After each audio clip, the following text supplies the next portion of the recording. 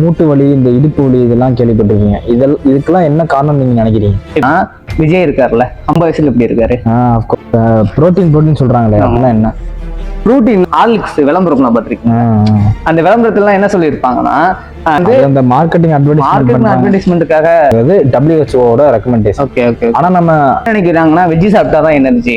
ஜிம்முக்கு போறேன் போகல, ஆனா நான் புரோட்டீன் எடுக்கலாமா? ஜிம்முக்கு போற பையன் எவ்வளவு எடுக்கலாம், ஜிம்முக்கு போகாதவங்க எவ்வளவு எடுக்கலாம்? சும்மா எப்படி கிலோ பாடி வெயிட் அளவுக்கு நீங்க புரோட்டீன் எடுக்கணும். ஒரு பேலன்ஸ் டயட்னா என்னன்னா, protein, corps, fats, fibres, multivitamins. Protein சொல்றாங்களே, அப்படின்னா என்ன? ப்ரோட்டீன்னா ஃபர்ஸ்ட் ஆஃப் ஆல் வந்து நம்ம க்ரோத் அண்ட் டெவலப்மெண்ட் இருக்கும்.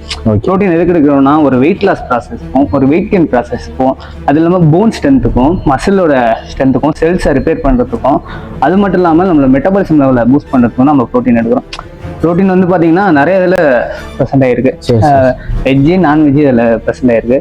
வெஜ்ஜில் வந்து பார்த்தீங்கன்னா வந்து நார்மலாக மில்க்கு, சோயாபீன்ஸு, பட்ரு, கீ அதுலலாம் ப்ரெசென்ட் ஆகிருக்கு. நான்வெஜ்ஜில் பார்த்தீங்கன்னா சிக்கனு, எக்கு, மீட்டு அந்த மாதிரி இதில் ப்ரெசென்ட் ஆகிருக்கு. இப்போ நீங்கள் கேள்விப்பட்டிருப்பீங்கன்னு தெரியல, இப்போ ஒரு 40 to 45 வயசு இருக்கிற அம்மா அப்பா அவங்களுக்குலாம் மூட்டு வலி, இந்த இடுப்பு வலி இதெல்லாம் கேள்விப்பட்டிருக்கீங்க.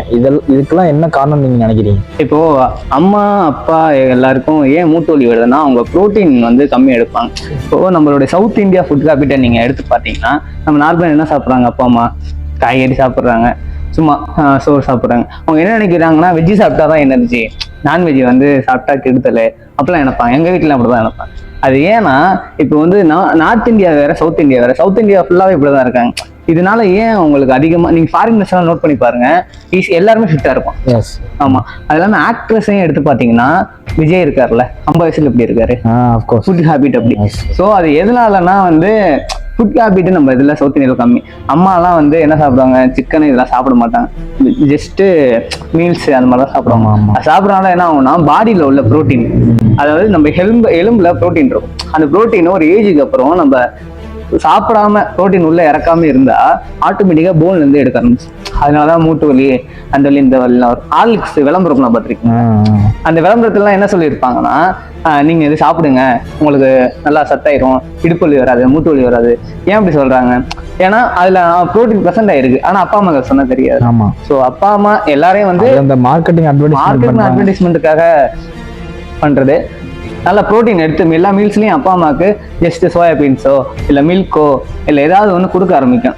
இப்போ ஒரு வீக்குக்கு ஒரு 4 days 5 days சாப்பிட்டான்னா நல்லா இருக்கும். சரி, ஓகே, ரொம்ப நல்லா பண்ணீங்க.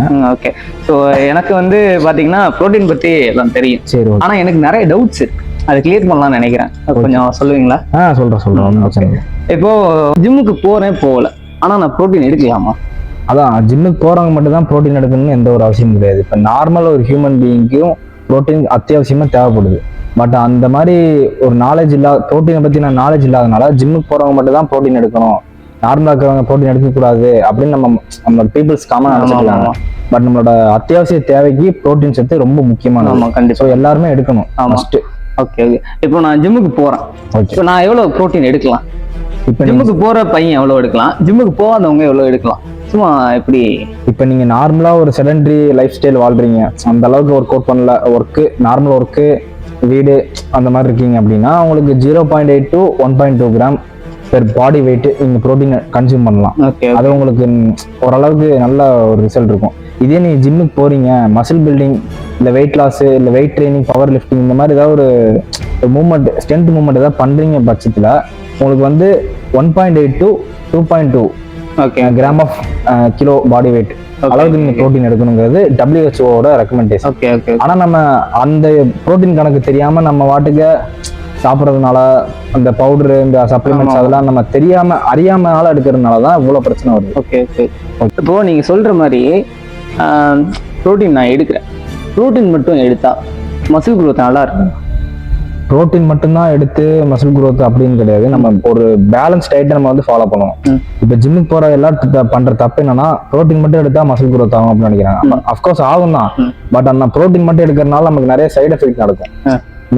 ஏன்னா ப்ரோட்டீன் வந்து ஒரு தெர்மோஜெனிக் ஃபுட், அது வந்து ஹீட்டை ப்ரொடியூஸ் பண்ணும். ஸோ அதை மட்டும் வச்சு நம்ம பண்ண முடியாது. அது மாதிரி ப்ரோட்டீன் எடுக்கிறனால டைஜஷன் இஷ்யூ வரும், பிளாட்டிங் இஷ்யூலாம் வரும். அப்போ நம்ம என்ன பண்ணணும், ஃபைபர்ஸ் அதிகமாக எடுத்துக்கணும். அதே மாதிரி ஃபைபர்ஸ் மட்டும் பத்தாது, நம்ம ஒரு பேலன்ஸ் டயட்னா என்னன்னா ப்ரோட்டீன், கார்ப்ஸு, ஃபேட்ஸு, ஃபைபர்ஸு, மல்டிவிட்டமின்ஸ்.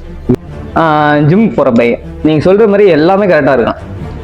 வீக்குக்கு 7 டேஸ்க்கு 3 டேஸ் 4 டேஸ் மட்டும் ப்ரோட்டீன் இன்டேக் எடுக்கிறான். சரி, ஓகே. ஆனால் அவனால பேலன்ஸ் 3 டேஸ் எடுக்க முடியும்.